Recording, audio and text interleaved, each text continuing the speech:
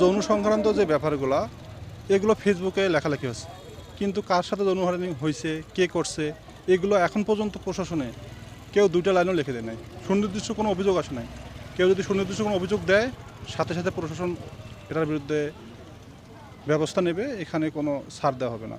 কিন্তু এখন পর্যন্ত প্রশাসন কোনো লিখিত অভিযোগ পায় নাই, কারো বিরুদ্ধেই না। এখানে একটা প্রশ্ন হচ্ছে যে অ্যানোনিমাস অভিযোগ যদি কেউ দেয়, নাম প্রকাশ করে নাই, না, কেউ যদি সুনির্দিষ্ট অভিযোগ দেয় আমরা তার নাম গোপন রাখবো, কিন্তু নাম দিয়ে দিতে হবে। নাম দিয়ে দিতে হবে। হাওয়ায় মানে বায়বীয় কোনো অভিযোগের ভিত্তিতে কোনো বিচার হয় না। ফেসবুক ফাটায় ফেলেছে, খবরে নিউজ হচ্ছে, কিন্তু কারো কোনো সৎসাহস নাই যে আমাকে যৌন হয়রানি করছে, কেউ দুই লাইন লিখে দিতে পারে না। এখন যে যাকে যৌন হয়রানি সে ঠিক ঠিক সেও মজা নিছে, সেও পরীক্ষায় মার্ক নিছে, যে শিক্ষক হোক না কেন। আমি যদি হই তাহলে আমার বিরুদ্ধে অভিযোগ দেখ, দুই লাইন লিখে দেখ কী কী অভিযোগ তাকে যৌন হয়রানি করা হয়েছে, বিচার অবশ্যই হবে। কিন্তু কোনো সুনির্দিষ্ট অভিযোগ ছাড়া কারোর বিরুদ্ধে বায়বীয় অভিযোগের ভিত্তিতে কারো বিচার হবে না।